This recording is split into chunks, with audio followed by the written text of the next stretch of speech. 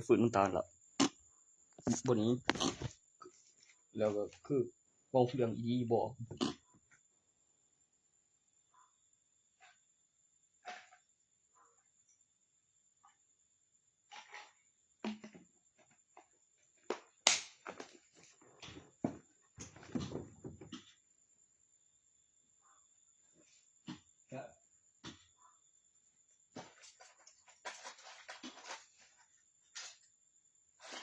แล้วอาหารใหม่ก่อนแล้วคือคักก่อนมันเทมันแมว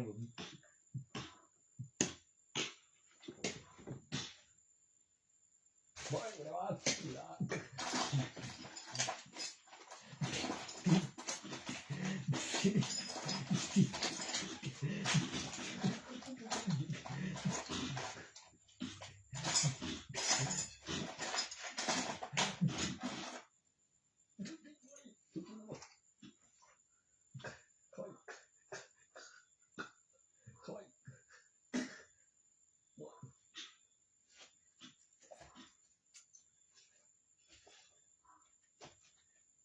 đi vươn qiềng trai được đó qiềng hay tôi vừa khẩu nghe cửa là tôi thấy ăn rồi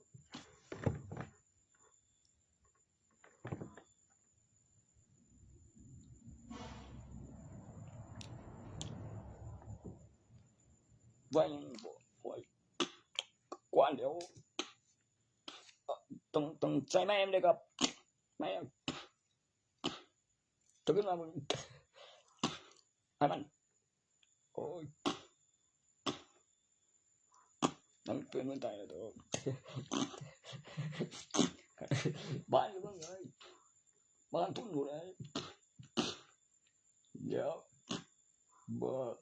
xì làm rồi em nhưng mà buổi tiệc ăn gì nào đấy cứ ô bơ cơm em bơ sự bọn này sai vào mình sai này thôi đến đây đây phải nói không không tốt được tao vậy bố những người gì đó bố những người bố đó chốt bó nghe đi bơi tiền mà cho tới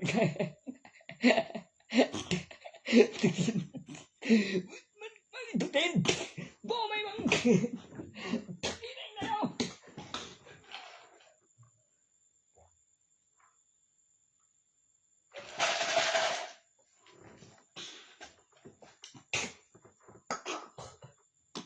bố mày đâu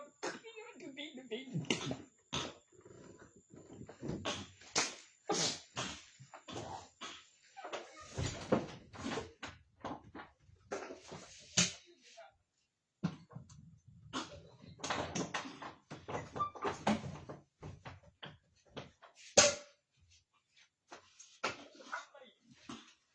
cái mình chấp nhận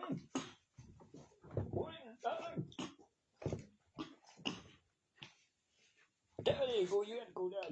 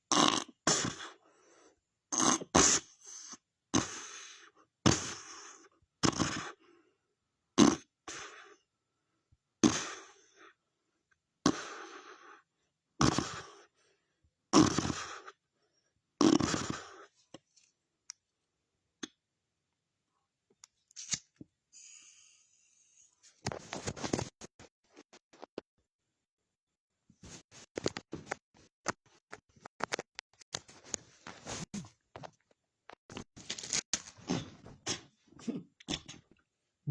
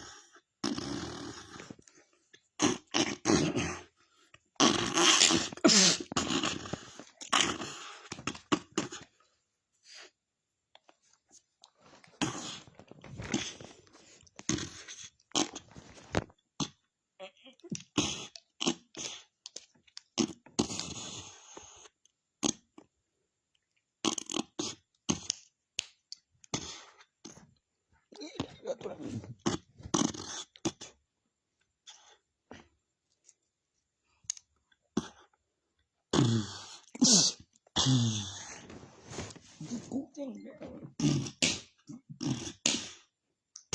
แม่โอ้ย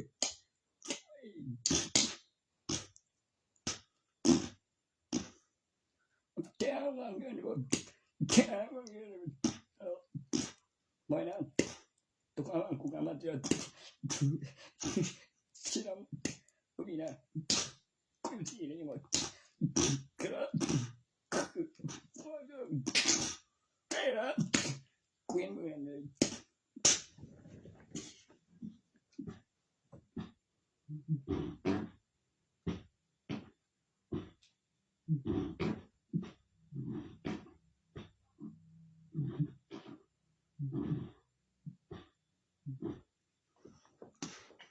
ตุ้งมาเร็วงามาเร็วว่าจะดูว่าได้บ่ตุ้งตุ้งนั่นเองได้ทั้งตุ้ง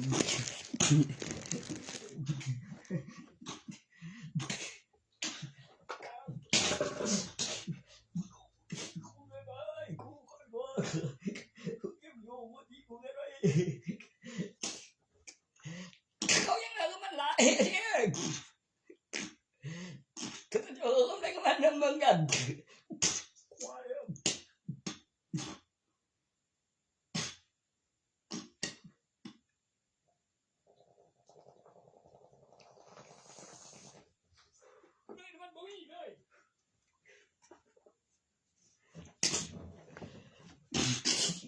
ทุนเพราะอะไรอยู่ไอ้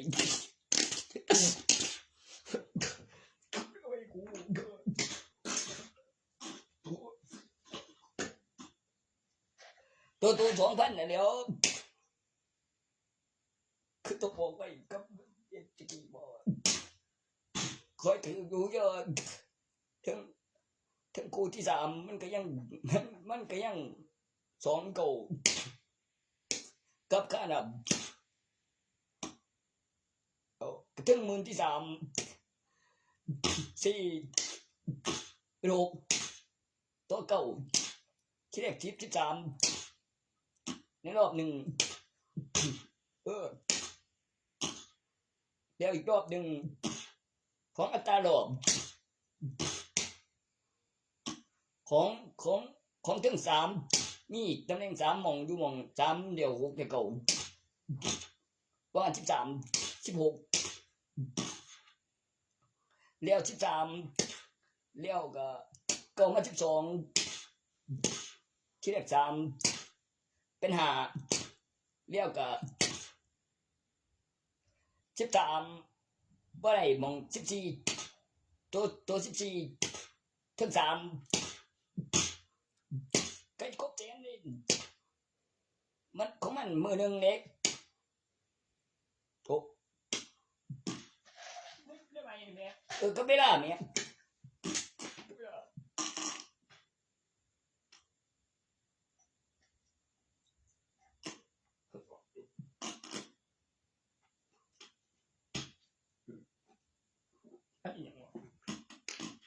มีเงินมีของ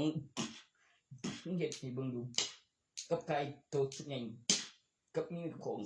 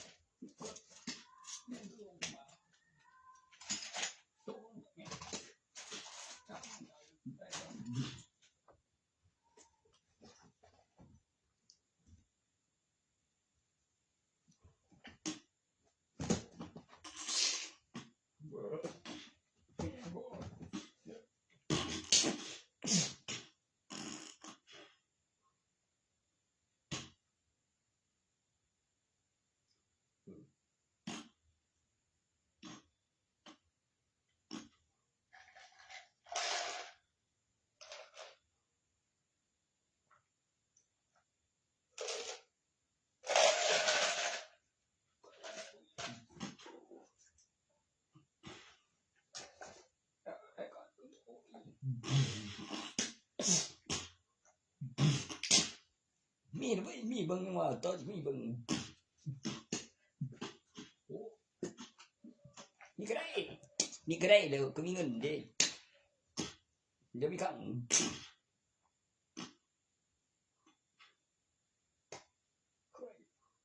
ความจริงวิศวะกูต้องวิธีบ่ว่าไว้แล้วนั่นมันก็เฮ็ดใบทะเบียนบ้านเองด้วยแล้วได้มั้ยต่อจากประชาชนที่ล่ะเดี๋ยวก็ใบทะเบียนบ้านเองเบิ่งยังซะล่ะ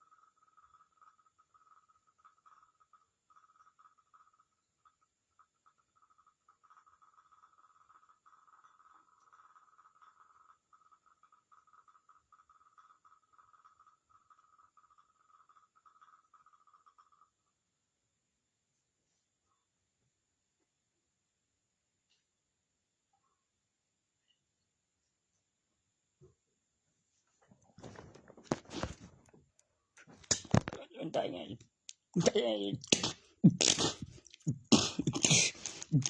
มึงยังจะนั่น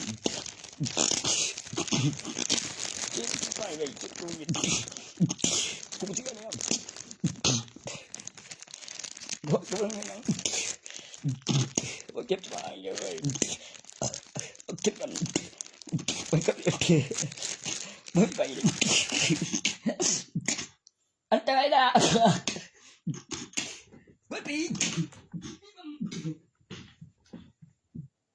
ที่เริ่มอะไรเนี่ย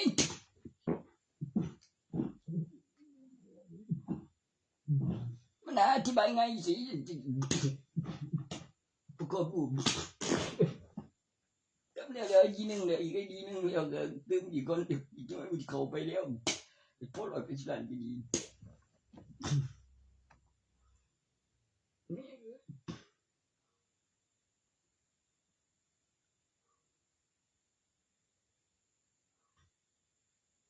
ดีมาบ้างกลางกูมันก็ยิงผลไว้หมดว้าย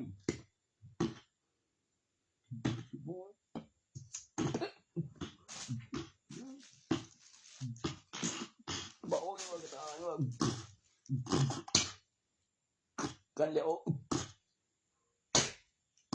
ก็บ่นบ่แต่ว่าบ่มีคือตัวไหนแล้วมีมึงแล้วมีแต่แล้วเฮ็ดแล้ว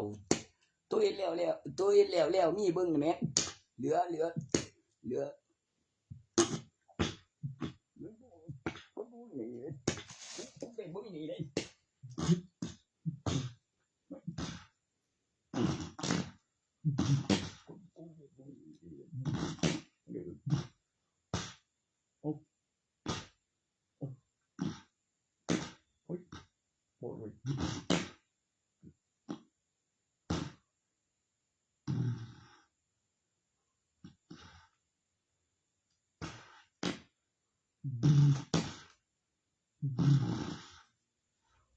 tôi xem cái gần gì cái bên trong này mà có bị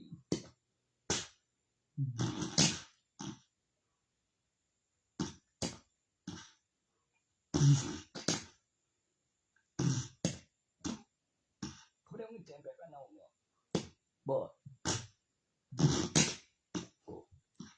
không tránh biến nằm nhỉ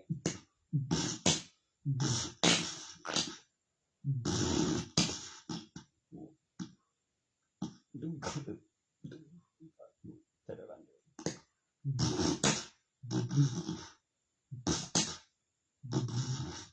tôi cũngต้องทำดีเลยtôi cũngต้องทำดีมันจะทิ้งก่อนก็บอกเดี๋ยวเอ็มไปเจตัน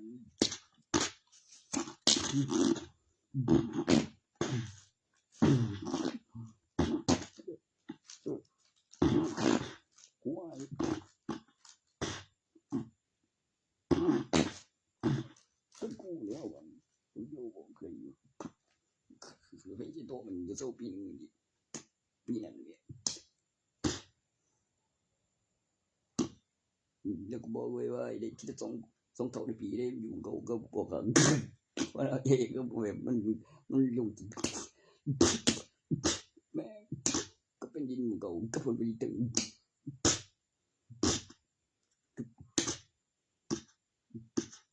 บอก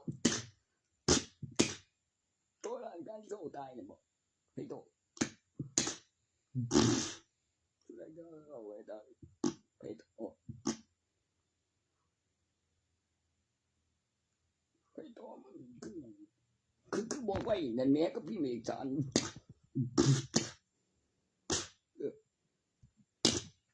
การว่า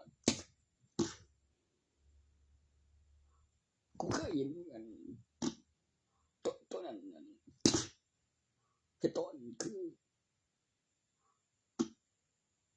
เนี้ยมึงคือคุยดูเด็กบอกเสียง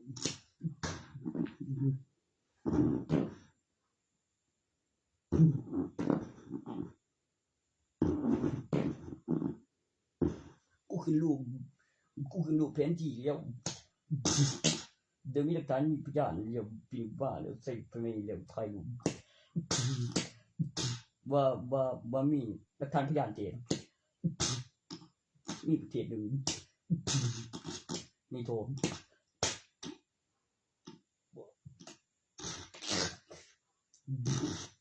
เดี๋ยวกับเบิ่งจีเอ็นรูปทรงมันบ่ไกลกันไปได้ก็แบบเบิ่งขอบมันกลุ่มก็เป็นนั่นแหละมันยืนไปเลยว่ามีโทมนั่นแหละดูมันมีฐานจัด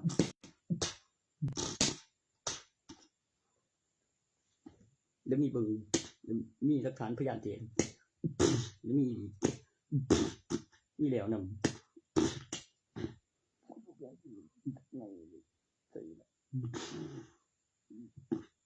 โอ้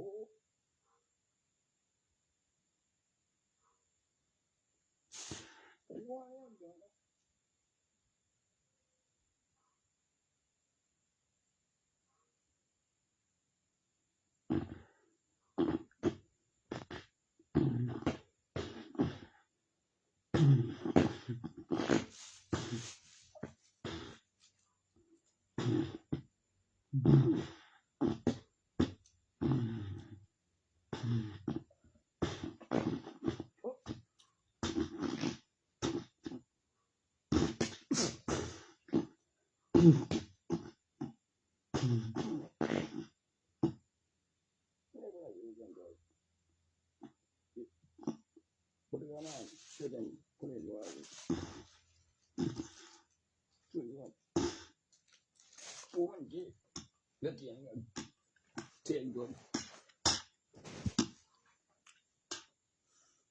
เป็นยังมิตรบาลเดี๋ยวจะน้อยอย่างนี้คือเพิ่งขึ้นดีขึ้นไม่ได้ตัวมันบางอันแม่งคนไม่รับผลเกินไปบอกคือว่ามันจะอยู่คนมีจีใส่กับมันจีตัวกับบัตรประชาชนเหลียวตัวกับจีกับเลขบัตรประชาชนกับมีจีถึงบางเจนมีบางไม่ได้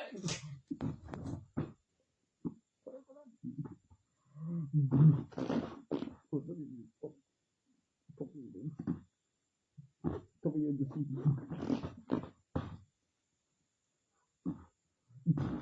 โอ้ยโอ้ยโอ้ย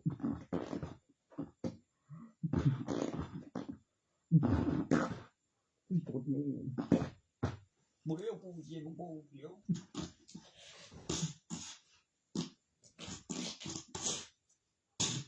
ปูยันมาเนี่ยว่าต้องมีนี่ปูจังกูยอมเลย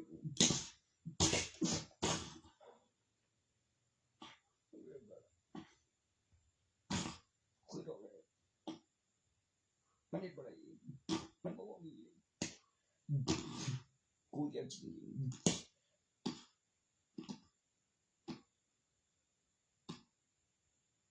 จนไม่ดีบ่ตัวเคยยินเนี่ยมันมาฝักยีได้ตัวฝักงานยีตีกุกเลยตัวบ้านนู้นเขาเกินเลี้ยวมันไปงัดเดี๋ยวตีกุกเลยบ่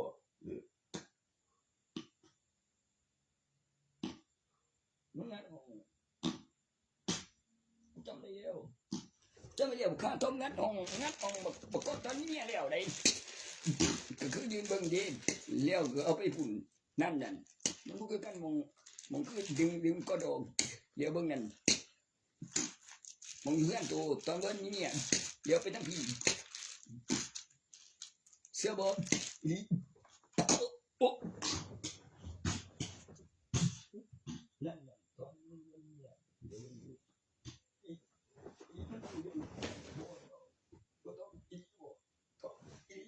ต้องเชื่อต้องจะมาแล้วมันบ่แม่นที่ละอยู่กรุงเทพอยู่ก็บอกว่าแต่ก้อนเจ็บบ่เจ็บก้อนกูแล้วก็เอาก้อนบ่เจ็บก้อนแล้วก้อนว่ากูใส่น้ำบ่เรื่องบ่นะ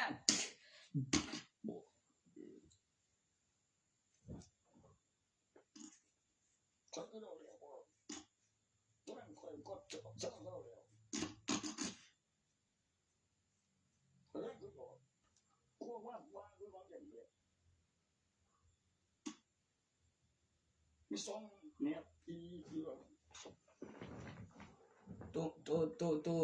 ตัวมีข้างเหลียวพิมพ์เงินเป็นนะบอกเขาข้างเผากันอยู่แต่กับตัววันมีข้างเหลียวพิมพ์เงินเป็นบอกเหลียวตัววันมีข้างเหลียวพิมพ์เงินเป็นเขาว่าแต่นี้อยู่หรอกเนี่ยว่าเงินแต่นี้เลยบอกแต่นี้บอกมันก็ถึงกันโอ้ยแม่งก็มันดีก็กูแม่งก็ยังไม่แต่นี้อยู่โอ้ดีบอกไม่แต่นี้เนี่ย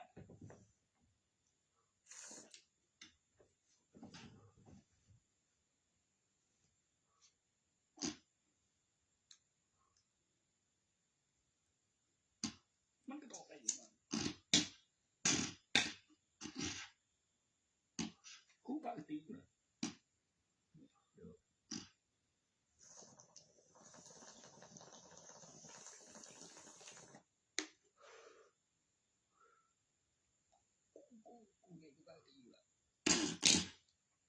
บ่นะคือเจ็บอีกนะ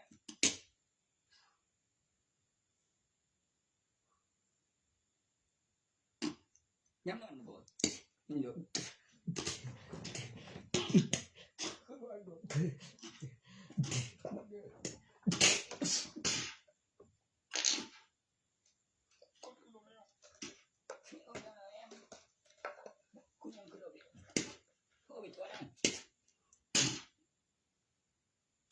คนเปลี่ยนหน้าบ่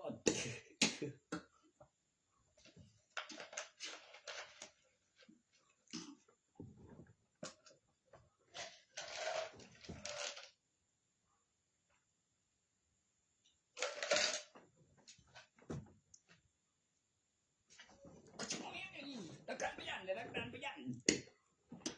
เดี๋ยวมีเงินดีกูนี่ก็มีลึกไปยาวเงินหลายนำเดี๋ยวไม่ชื่อว่าเดี๋ยวต้องใช้กับหลักฐานวัตถุว่าถือไว้ของแล้วตั้งค่าหรือของกำไรนั่นมีว่าเสียงมีกองโจรบ่ต้องเปิดเงินไงเอาทั้งไงมีกองโจรมันน้อยเขาบ่จัดไงเจออยู่โอ้ทีเดียวกูจำบ่บ่ไปเจอบัดกูบ่เขากูเสือจะนี่เรื่องคืออยู่คือมันเจอแนวเดียวไปเที่ยวดิมันเจอเลยนะตัวก็ว่ากูตึกสั่งมันก็สิโทรกันคือมันกันจริงคือกันนึงเดียวมันเนี่ยตันเดี๋ยวมันก็มีพยานไปบิดโตโบแล้วก็ไปเที่ยว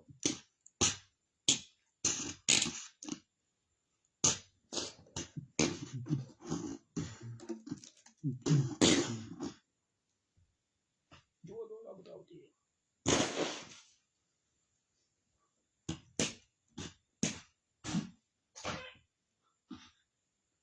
ยังบุกเขาแม่กูเคยคนไม่ถูกแม่พวกข้าตัวนั้นนะบ่ก็จริงเลย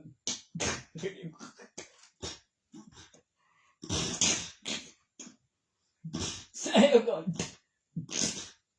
เสียบ่ว่าบ่กี่เดือนบ่ไปไกลจังไปจังนี่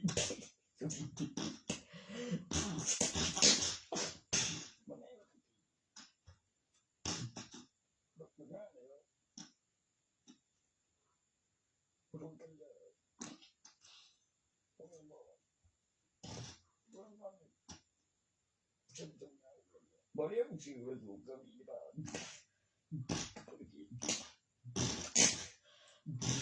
เสียเบียนก็ยังก็ใจสั่นไปต่อปะก็บ้านไม่เติมไฟกับกูก็ไม่ได้เทียกับสัตว์เป็นอย่างแรงงันยันก็กำหนดเวลาทั้งวันมันเติมว่าปันวันนึงไม่เปิดรีบไปประสาน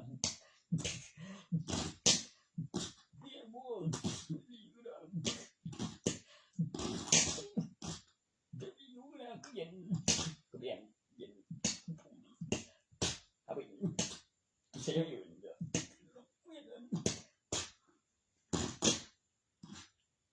ว่าจะว่าอะไรอย่างนี้กันมีบุญมีเพื่อนว่าเปิดตรงนี้เกิดก็มีที่พิจารณ์มีหม้อตัวก็มาไปก็มีหลายวันเลยก็ว่ามีหลายวันเบิ่ง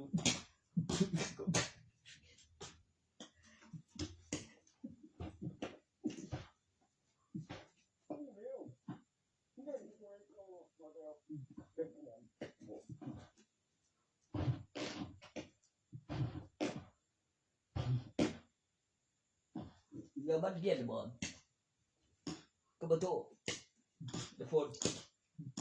คือเด็กปันจังเรียนบัด ทางไหนก็ไปเดี๋ยวติดเน็ตแล้วอยู่ถึงก็ปั๊บจนเน็ตไปก่อน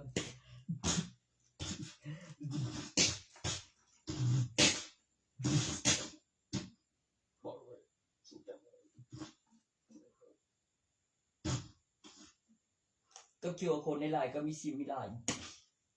ข้อมูลที่ผ่านการพิสูจน์ว่ามีซิมในอุปกรณ์ชิ้นเดียวเกี่ยวกับคนในไลน์สต็อกเอกสารลบที่เป็นซิม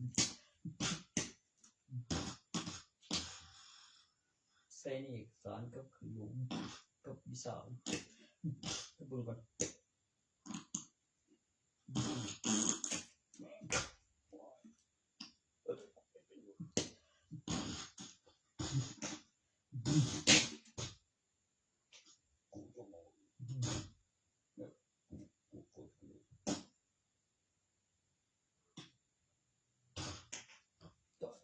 ตัวเปลี่ยน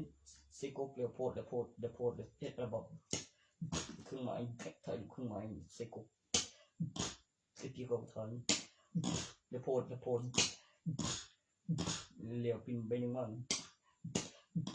และโพดไทยใบนึงเข้าไปในโพดเหลียวตึงเจอกันแล้วโพด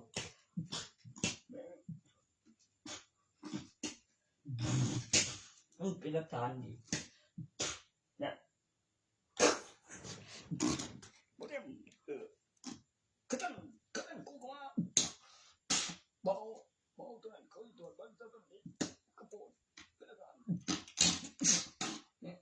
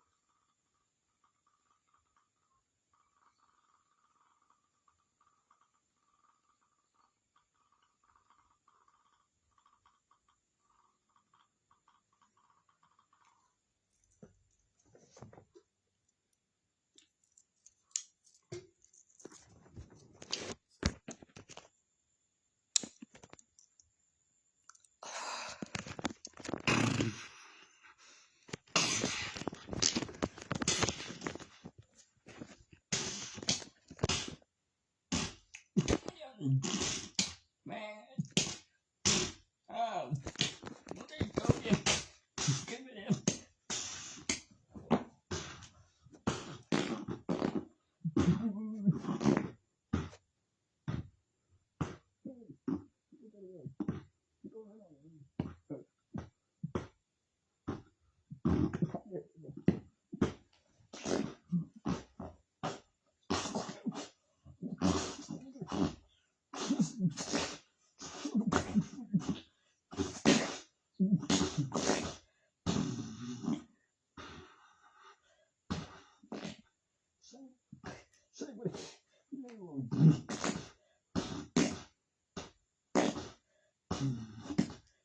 บ่เดิมดันนี่ไง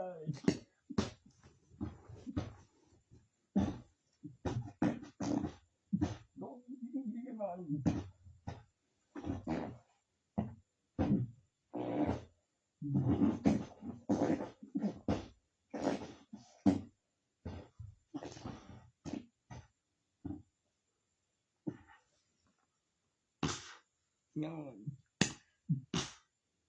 จะส่งเรื่องมากับอุปกรณ์ทำสงครามรบมีการต้านทานของหัวโคมรังสี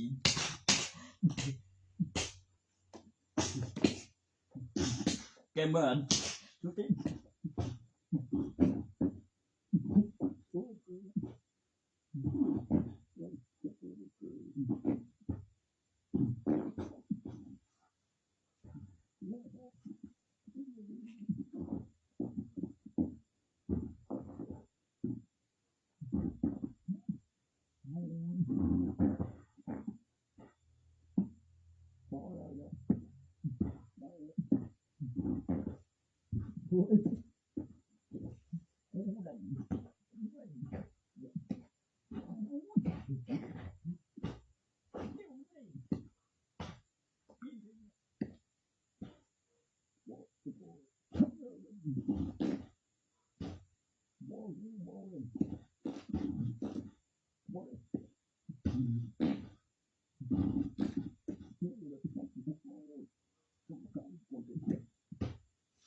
ตัวว่าเรียกผู้การกว่าที่ตัว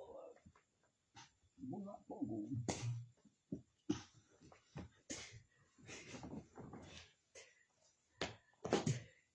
ชื่อร้านผมมาก็มันบ่เลย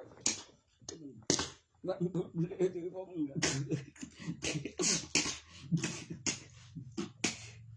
กูจังกี่ไปดูตรูปาตรงบ้านตัวไอ้ชาบนเอาไปกูช่วยต่อกูกับสาลีก่อนเด็กก็เวลาก็ได้ดูกับมองกระทั่งเลี้ยวก็ดูแบบวิดีโอแล้วมองยิงที่แม่นสั่นไปก็เลี้ยวคือมันต้องนอนฝืนดิมึงตัดตัวไอ้คนเอานี่เว้นยอมเพียบกันนั่นได้บ่มตายตอนจบแต่บ่นย้ายมันติงตอนถ่ายจะเป็นหนึ่งในใจล่ะโอ้ยมึงเห็นกูบ่แต่ปงไม่เพียบเป็น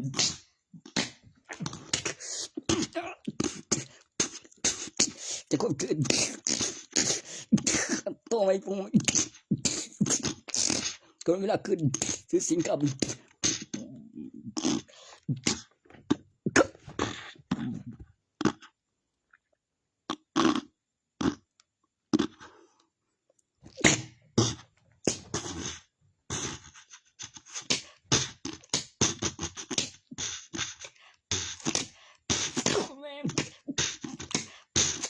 เรียกว่า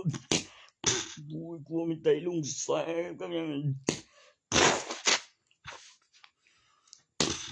ว้ายเส้นตัวไตแล้วเส้นตัวไตแล้วบ่นั่นล่ะไอ้ตัวไตยังว่าเส้นตัวไตล่ะ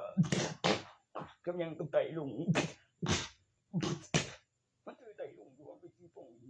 บ่ตรงผมตัวปักตรงสิไตลุงบูเดี๋ยวเป็นยังไกลไปยาโอ้บักอันสิยังไตเสียนทั่วไตล่ะของติเสียนทั่วไตแต่ละติก็ยังไตลุงจะเป็นหนึ่งไตล่ะจะเป็นลาซาจะเป็นเจ้าของจักรวาลโอมาเติมเจ้าขี่พายุทะลุฟ้าแม่งบ่มึงยิงบ่ขี่พายุทะลุฟ้าสองได้ปาโตปล่อยถึงกูมานานกับแม่งก็มึงก็ปาเตยปล่อยแม่งบ่บูปล่อยแม่งเดี๋ยวถึงตัวอยู่บ่กันได้แดงหมดเขียนที่นี่มันกลัวจัง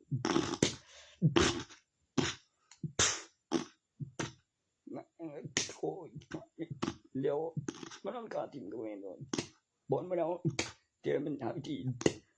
มันเรียกสิลิงเขาเจ้าเฮ็ดเป็นเด้อกูจะเอาไปเฮ็ดโอ้ยตัวนั้นกูจะไปครึ่งโอ้ยเจ้าบ่ได้ตอนฟื้นมันมีแบบบ่ไว้ก็คือมันหันเม็ดก็คือซื้อกับเขาไก่ก็แท้บ่ดึงข้าวหนาวนี่ฟื้นจะนึงเอวสายจะได้บ่เดี๋ยวยังบ่หนาวนี่ดึงข้าวไม่ก็ขนาดท่วงน้ำต่อให้กลับเป็นมาโดนโทษอย่างมันว่าหนาวครึ่งเดียวดีครับฟื้นเป็นตลอดนอกห้องเราต้องแง่ออกมาก่อนบางครั้งหรือจะเป็นผู้ดูบอลฟื้นพร้อมดูก่อนมันเกี่ยวกับผู้หญิงและผู้ชายแล้วก็เรื่องแล้วถ้าแล้วไม่ท่าแล้วแต่แล้วมีกำหนดเวลาแล้วบทใส่กบฏแล้วไม่ได้เป็นคนทรยศสิ่งที่มีประโยชน์คือมีคนเรามีคนฟื้นสิ่งที่มีอยู่จริงคือสิ่งมีชีวิตที่อยู่ตรงกับกระถางคือเมล็ดแล้วเมล็ดขนดูไม่ดูดดิน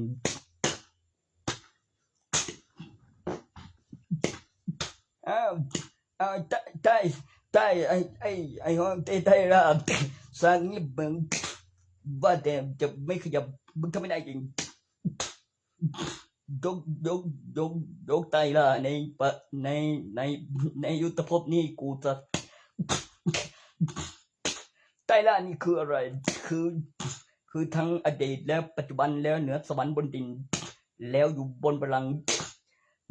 นักห้องเต้หาทางแปรรูปปลูกเสก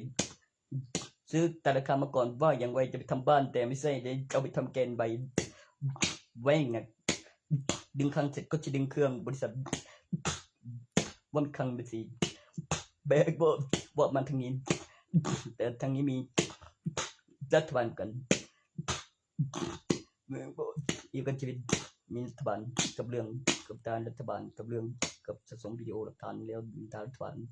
เกี่ยวกับข้อมูลการพัฒนายุคสมัยบันทีเวลาแม่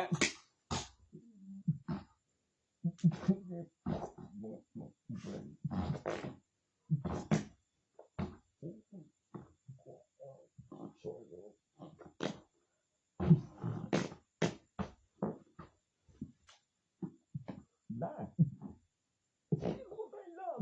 โอ้ยผมเองเคยแกเองเลยตีตายก่อน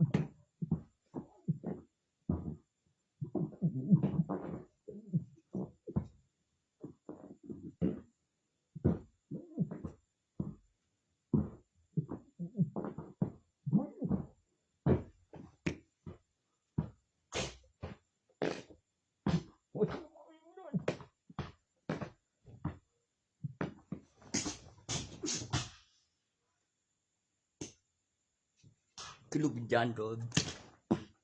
สังย้อนคิดดูก่อนมีความคิดเมื่อมีความคิดมีความรู้สึกเก็บหลักฐานขึ้นลูกวิญญาณ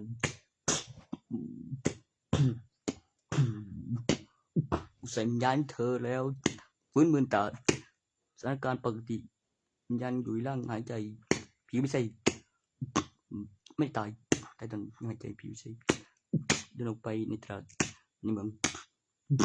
แล้วก็สถานการณ์ปกติภายปอกอย่างนั้นเด็ดอ้างหน่อย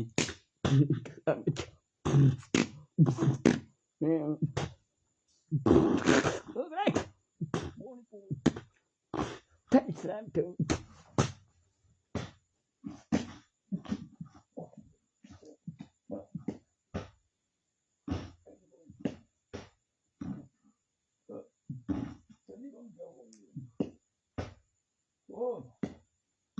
ที่เดินที่สัตว์ที่แมวโดนเลี้ยวคือที่เกิดคือกินอยู่ไปกับงานที่บ้านสัตว์ที่2-3 บทก็คือซื้อผิดเองกับแทนกับเบลลงเลยวัคซีนที่เดียวฟื้น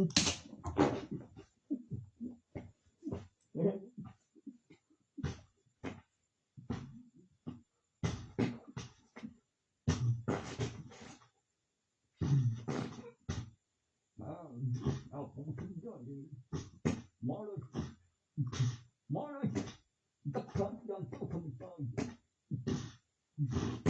เป็นลงของคุณ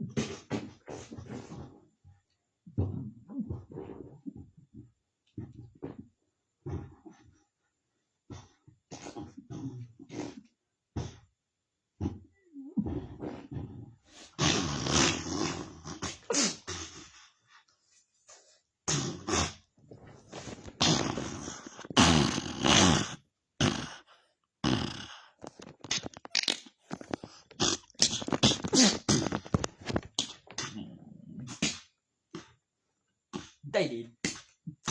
สิ่งที่มีประโยชน์ต่อการพัฒนาแบบไม่สิ้นสุดและมีประโยชน์ต่อจักรวาลความมั่นคงของประเทศความสงบสุขความโรแมนติก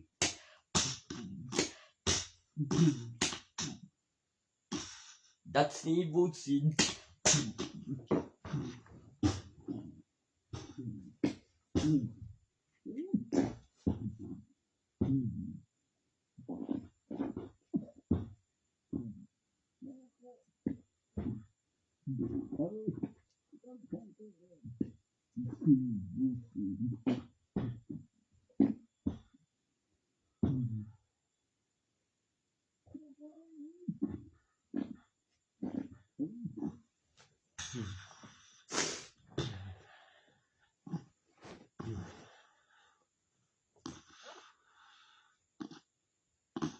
จากหนุ่มน้อยมาจัดจันฝั่งมนุษย์ขึ้นของราชแล้วความสงบสุขมานานหลายพันสิ่งที่เกี่ยวของราชมีเขื่อนอุณหภูมิระดับชั้นน้ำแล้วต้มเย็นระดับวางไข่เพื่อให้วางไข่และมีปลาเบิดปีแล้วต้องเข้าถึงระดับต้มเย็นแล้วอุณหภูมิชั้นน้ำแล้วให้มีปลาเบิดปีแล้วฝายไม่แห้งแล้วเกี่ยวกับบอกไว้การของราชเขื่อนแล้วก็ปรุงอุณหภูมิในน้ำแล้วระดับต้มเย็นตรงที่ปลาวางไข่แล้วระดับเนื้อน้ำแล้วสี่รวมถึงระบบนิเวศทางธรรมชาติความอุดมสมบูรณ์แป้งบ่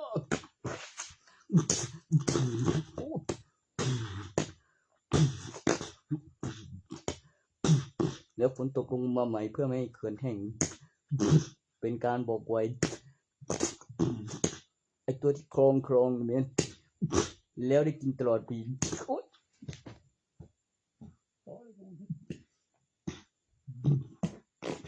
ตั้งแต่ระดับชั้นน้ำอุณหภูมิของระดับปลาวางไข่สายพันธุ์การที่ค้นพบของที่อยู่อาศัยรวมถึงสัตว์น้ำแล้วก็สัตว์บกวิวัฒนาการของสัตว์ประเสริฐอยู่เหนือบ่วงโซ่อาหารการขยายตัวของชั้นบรรยากาศและพื้นแผ่นดินขบวนท่าประสานอินเทอร์เน็ตเป็นขบวนท่าประสานดินเวอร์ชันวิชาผลิตแผ่นดินแม่งบอกไอ้ลุงโอ้ดีว่าตัวนี้ฟีนิกซ์โซเพอร์เฟกต์ออโต้ดีเยี่ยมการตั้งสมาธิให้วัตถุมงคลและเก็บวิดีโอไว้บนสมุดเสียงสรุปการเวอร์ชันวิชาผลิตแผ่นดินการขยายตัวของชั้นบรรยากาศเพื่อความสมดุลของจักรวาลที่สมบูรณ์แบบดีเยี่ยมสาธุ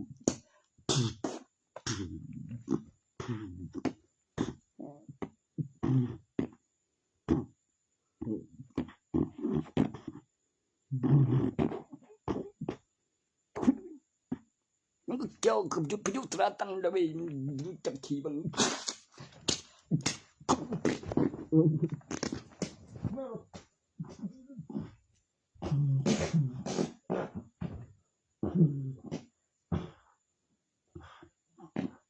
แม่งพวกดับทรีมูส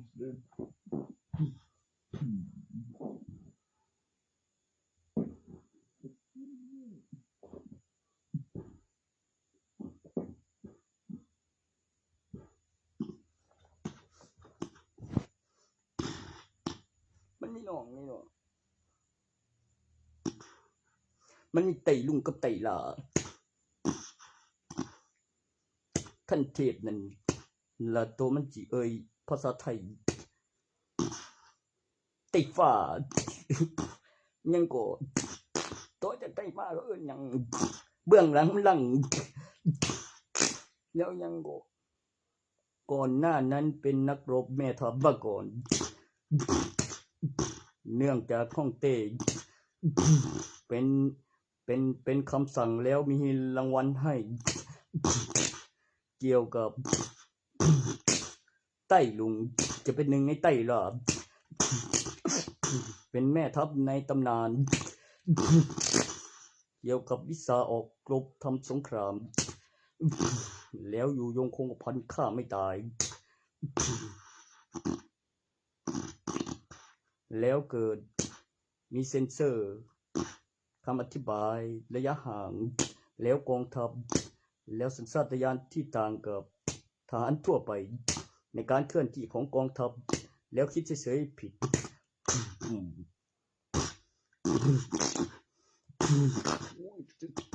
สมัยจีน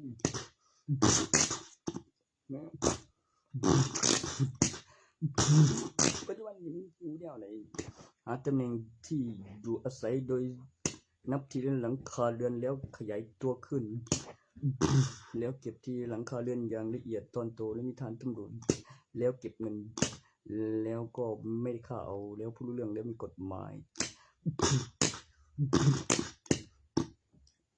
แล้วพิสูจน์ได้ว่าหลักฐานพยานใบทะเบียนบ้านขึ้นรูปบัตรประชาชนมีใบทะเบียนบ้านในบัตรประชาชน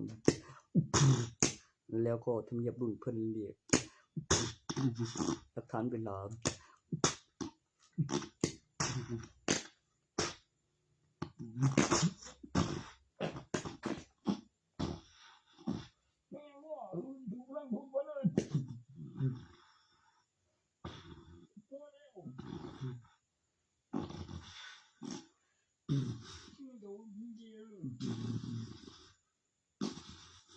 ไต้ฟ้าวัน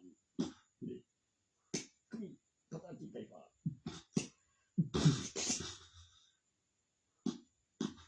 ไต้ฟ้าร้อยอสูรแม่งบ่ไต้ฟ้าร้อยอสูรแม่งบ่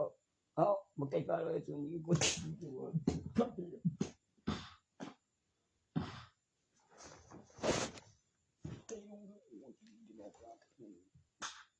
โถไต้หลงจำปอบ่วะโอ้ยจะโผกับไอ้นั่นโถของตีไต้ฟ้าแม่งบ่อยู่ไต้ฟ้าเท่ายังโกนั่นละอื่นไต้ฟ้ายึดคันอยู่ไต้ลาคือเป็นแม่ทัพคุมทหารไต้ฟ้าโอ้ยไต้ฟ้าท้องเต้เดี๋ยวคือมันก่อนแม่งบ่ชมส่งได้บ่บ่ขายเนี่ยสึกดินแล้วมึงสั่วอาหารแล้วยังเดี๋ยวกินผืดกินเนื้อเกือบได้แม่งบ่โอ้เสือเขียวนี่บ่แม่งบ่ทันมาก่อนเลยมีเจ้าถิ่นกับสัตว์ของความเชื่อว่าเป็นมังกรที่มีอายุที่ต่างกับงูแล้วขึ้นลูกแล้วกลายพันธุ์จากสัตว์เลื้อยคลานแม่งบอกว่าโอ้ตัวนั้นเจ็บหางนะบีแล้วอยู่ในคาบของมนุษย์เป็นพลังตัวนั้นมีดินน้ำลมไฟเลืออากาศแล้วสามารถควบคุมแร่ธาตุได้ในอากาศและประโยคแล้วไฟฟ้าแล้วฤดูกาลที่เลี้ยงไว้เกี่ยวกับความยาวฤดูกาลกิจกรรมแล้วฤดูกาลของอุณหภูมิความอุดมสมบูรณ์ตัวที่ได้แล้วได้ถึง2 เท่าของการหยุด1 ปีในปีนั้นเป็นอย่างคือไม่รู้ดีมันตาย แล้วถึงตายด้วยไม่รู้ยังไงแล้วพระเทศตอนบอกแล้วเลี้ยวรอบนนี่หูตายเลยคิดออกต้องได้ทีละ2 เท่าเพราะยังทศปีไม่ได้ทีละ2 ปีแม่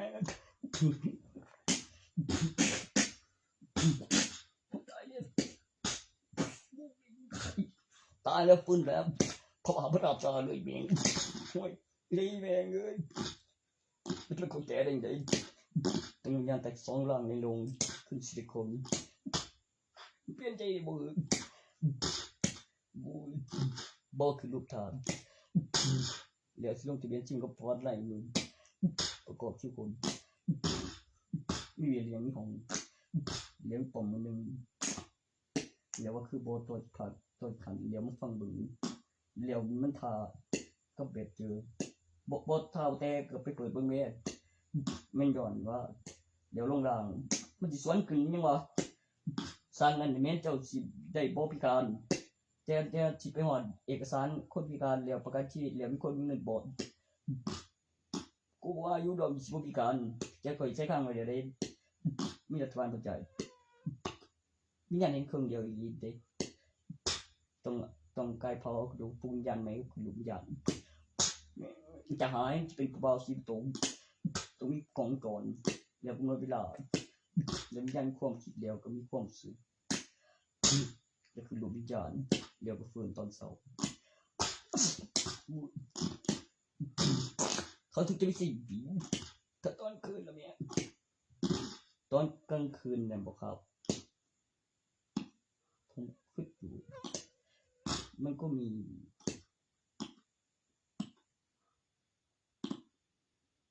แบบว่าปัจจุบันจอนคนการเป็นกันจริงคนหนึ่งที่เราใจขังบ้าเขาบุตรตายก่อนมึงบอกไปลอยน้ำเลยข้างเลย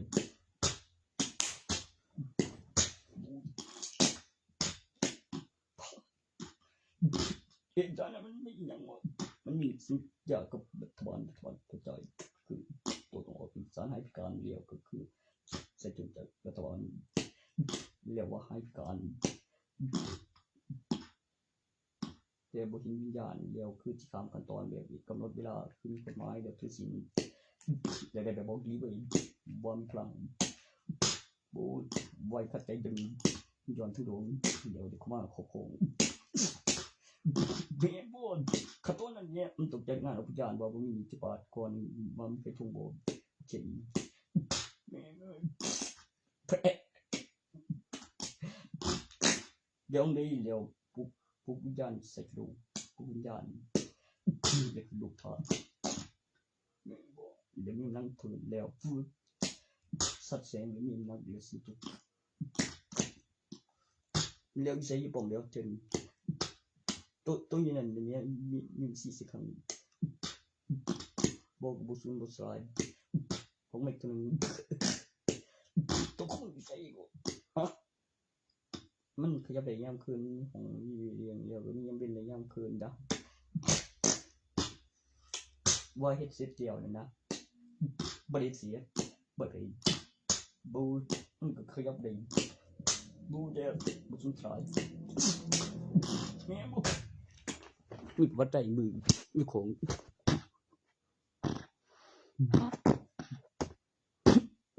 การเจริญเติบโตและข้อมูลการสะสมของพลังเป็นไปกันสะสมของพลังในข่าวแบบรูปแบบตัวอย่างการจดจำการพัฒนารัฐบาลยุคสมัยแล้วข้อมูลที่มีการจดจำการพัฒนาของพลังเป็นรูปแบบตัวอย่าง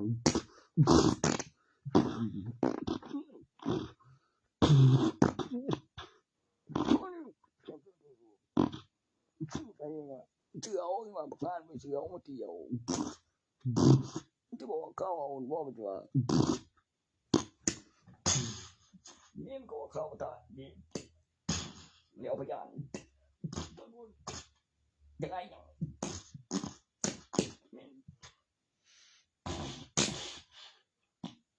ยังไง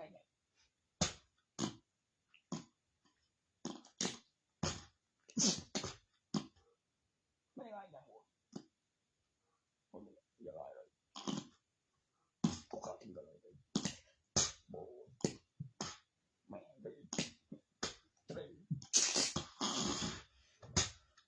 ปู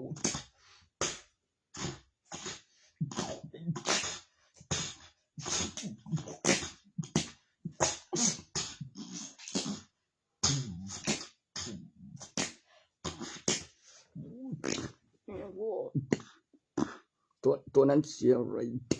เสียตรงที่บ่เคยเสียบ่เคยลงไม่ก็ถอยเก่าไม่ก็บริไกยังข้างกันไรสันถ้าใจละมึงเกือบแล้วบู๊มันจะเป็นอะไรตัวนั้นน่ะเบิร์นมันจะได้ยินสิ่งที่ดีกว่ามันจะทำไม่ได้คือมันไม่ไปทำแล้วการสารอินดวนสารในแผ่นดินเพื่อจะเป็นหนึ่งในไตราเพื่อจะได้ครอบครองเก้าอี้ฝรั่งเศสแล้วดูข่าวแล้วเสียงในใต้ล่าแผ่นดินแม่บ่ยุคสมัยคุณได้สินั้นเดี๋ยวดีหุ่นเป็นพุ่นไว้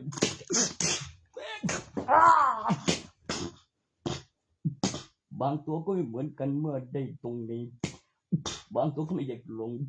เพื่อต้องการสิ่งที่ดีกว่ากับสิ่งที่ทำมานานแล้วก็เกี่ยวกับพันปีพันปีหมื่นปีหมื่นปีเป็นการสรรเสริญได้มาโดยการสรรเสริญเอ่ยเสียงโดยไม่ได้เอ่ยเสียงอย่างสิ้นเปลืองและบอกไว้เพื่อรวมและปันแล้วอยู่ในสีรายทงชาติและคำอธิบายของสุขของประเทศแล้วได้มาปันกันกูต้อง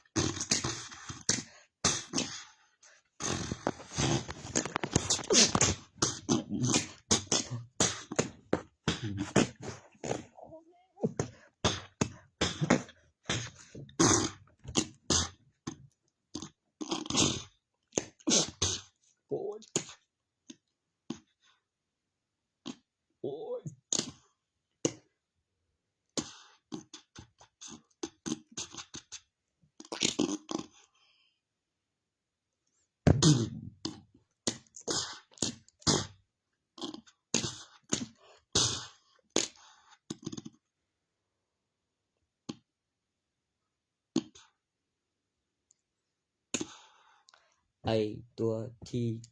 เกี่ยวกับสิ่งที่อยู่ข้างในปากมังกรแล้วมีน้ำข้างล่าง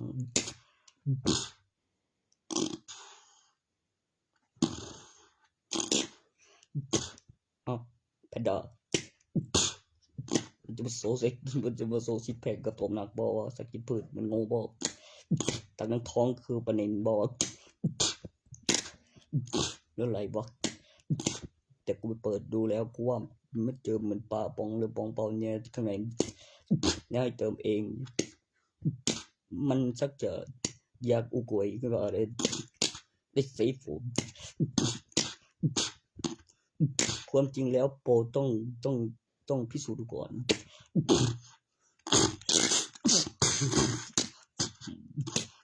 โอ้ยโคตรมากนะ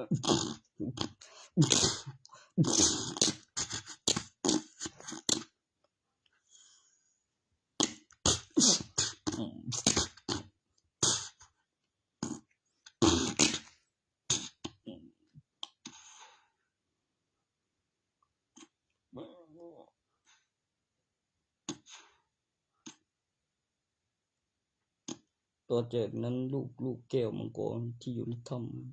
ำเดี๋ยวที่ซ่อนไว้กับพระธิดาว่าไต้หลุงเอาไปแล้วทำหายในสงครามแต่ไม่ใช่แล้วความจริงถูกเปิดเผยว่าซ่อนไว้ในปราสาทแล้วในวังและได้มาในกล้องจรกล้าแจ้งโปรดเรียบร้อยสิ่งต้องการอันถัดไปนะแสงที่เป็นลูกแก้วเป็นแสงที่มืดดึงพลังงานแสงและเป็นแสงที่มืดเป็นเวลากลางคืนมีกลางวันและกลางคืนมีเวลาพักผ่อนเกี่ยวกับน้ำมันโดนความร้อนเป็นน้ำมันอยู่ดีแสงที่เป็นแสงที่มืดแอสพาร์ตพลาสติกเป็นแก้วผสมแก้วมีสารแล้วน้ำมันเป็นน้ำมันอยู่ดีเป็นส่วนผสมแล้วกำหนดเวลาขึ้นรูปส่วนผสมนำไปฟาดเป็นแสงที่มืดดึงพลังงานแสงโดยแม่เหล็กแก้วแล้วเคยโดนแสงและเก็บพลังงานแสงเป็นการเปล่งแสงที่ระยิบระยับเป็นการปลุกเสกมากแสนบรรยากาศสันก็แสงบานเหรียญ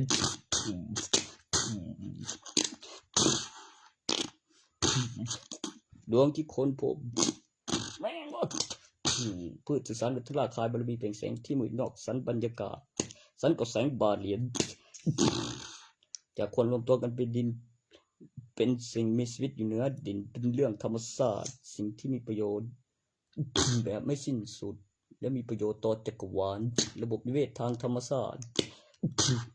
นอกเหนือจากเรื่องธรรมชาติแล้วในการถือศีลหนึ่งข้อเป็นการลงทุนบอกไว้ว่าจะได้ทุกข้อแต่ตอนยิ่งไม่ตายสิ่งที่สีฟูไม่ได้สอนมันสักตัวไม่เลย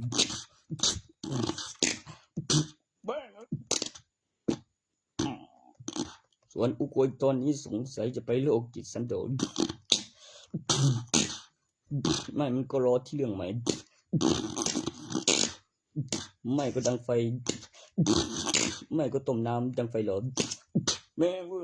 แต่ดังทองอันสุดยังนั่นแพนด้าว่ากินฝืนมันคงแน่กว่าเนื้องอนมาทำซุปตักนังท้องคือเป็นปันได้บอกว่าไอ้เป็นตอนเนื้อมันบูเป็นอะไรอยู่เว้ยจะเป็นยินและยางเป็นหนึ่งจะเป็นหนึ่งใจละอยู่มานานกว่านั้นก็กลัวโตสัตว์เลือดคนสัตว์กินฝืน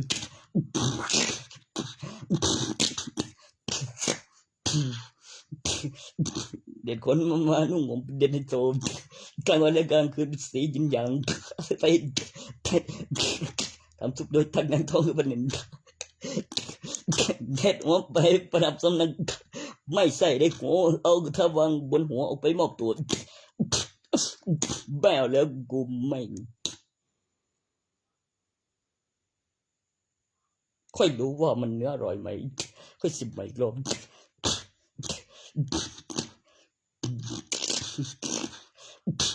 บอย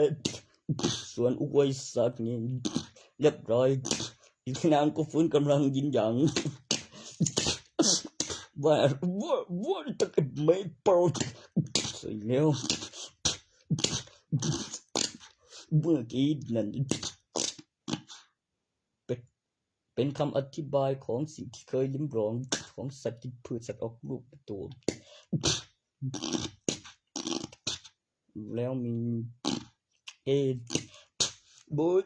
มีส่วนไหนที่ต่างกับส่วนบวกคงจะเป็นส่วนนั้นโบยแล้วก็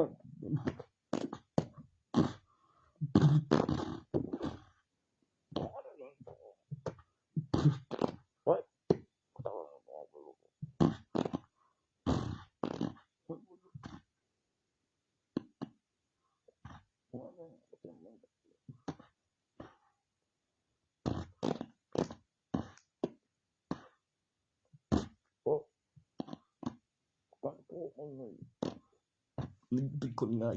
ใช่ไหมนานๆไปบอกโดยมีกล้องตัวสวมดอกสำเร็จการแล้วตามไปตรงนั้นเดี๋ยวเป็นอย่างเกี่ยงคือสั่งร้อยคนค่อยตับอีกเดบโดนมันก็พอต่างกันไปได้กับลีลาสัตว์ตะกร้าสองตัว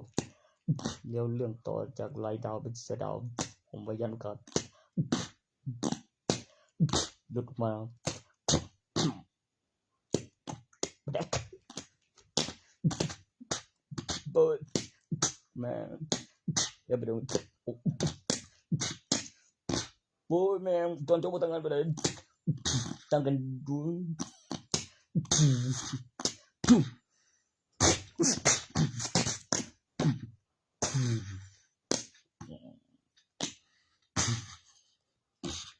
แล้วสองดอกสมิกัดจากดวงนั้นวางในสถานการณ์แต่ปกติต่อวิเดียไว้พริบตาสถานการณ์ปกติแล้วมีคำบันทึกเรื่องที่มากกว่าเรื่องธรรมศาสตร์หลักฐานการเจริญเติบโตของประวัติลายนิ้วมือเพื่ออะไรบอกเพื่อโซเพอร์เฟกต์กินใบกินดวง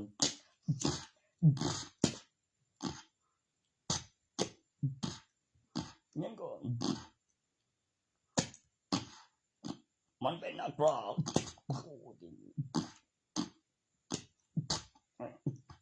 บูสักกันเปิด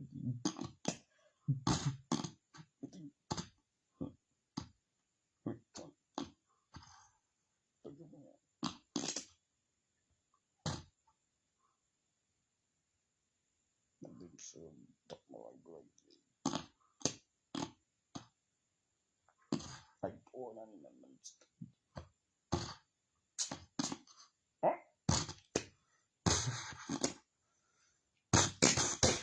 พลาดตัวได้ยังไง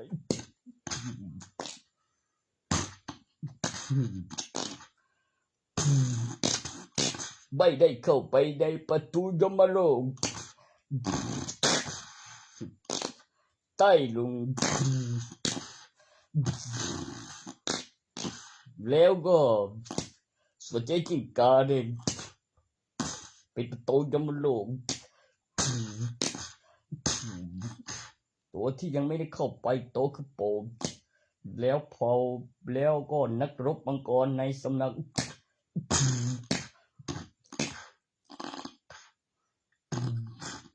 ไม่ได้ใส่กรงได้ถามดีๆก่อนว่าพวกนั้นกับยมโลกแล้ววิสาใครถึงจะส่งถึงไม่หรอกไม่เหมือนคิดแล้วคือไม่นำหน้าไม่เหมือนคุณคิดได้ต้องฟังคำอธิบายก่อนไม่รู้ทัน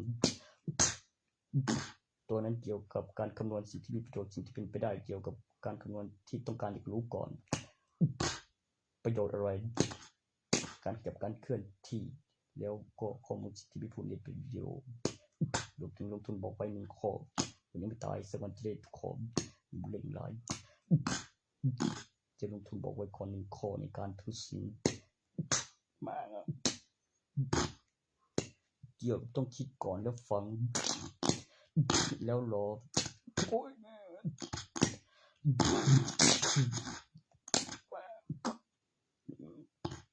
งานนี้เนี่ยนะมันเรียนแบบเจ๋มากเลยไม่นานก็ถึงแล้วตัวไม่ใช่แบบไม่ได้ฆ่าตัวตายไม่ใช่ภัยมันมาแล้ว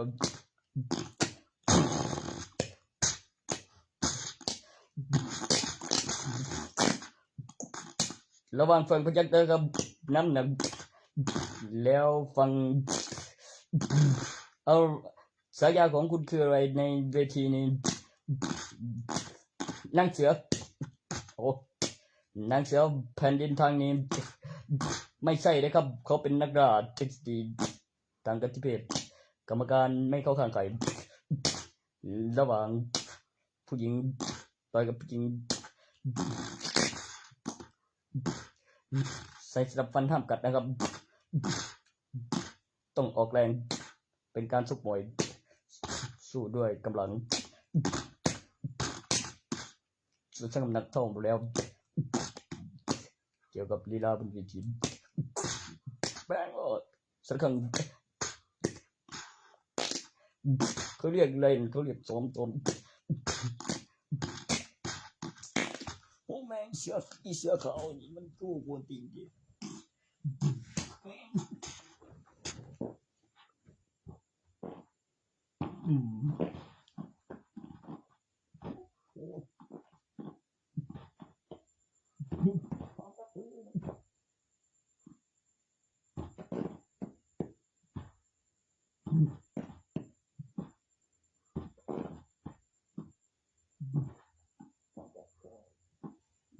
หรือจะกัดบ่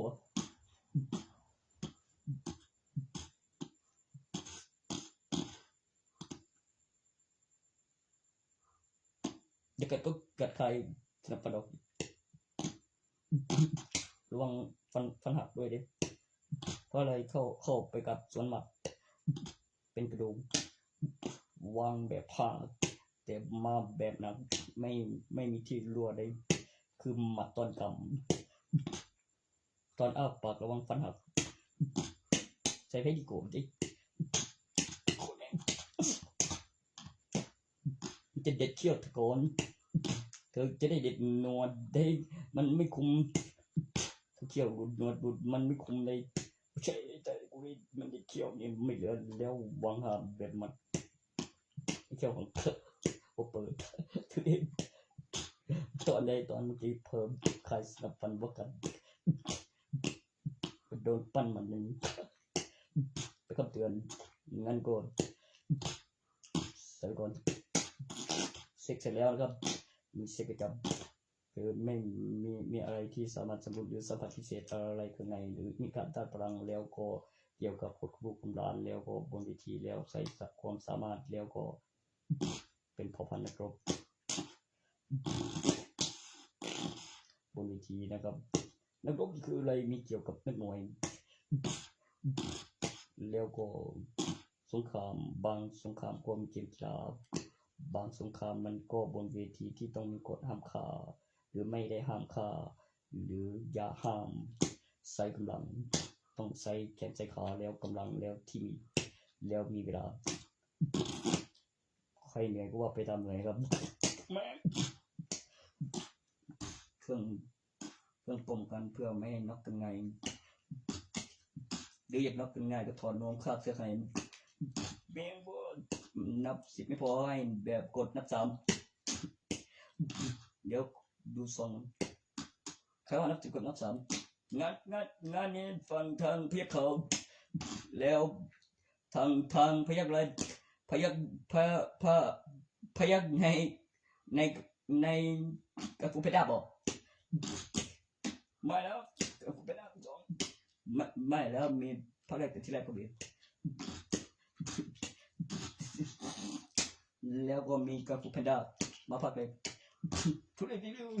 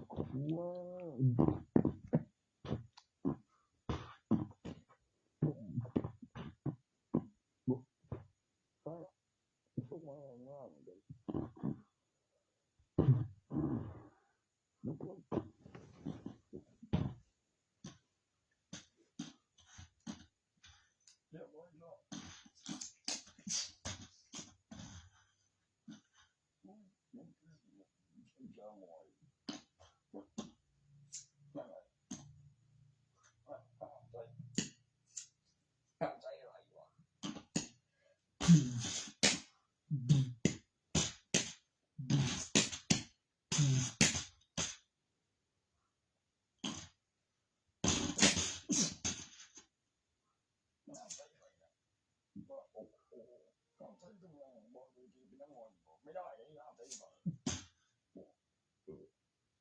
ต้องใช้กำลังเลยทำไม่ได้ใช้กำลังทำไงเลยถอย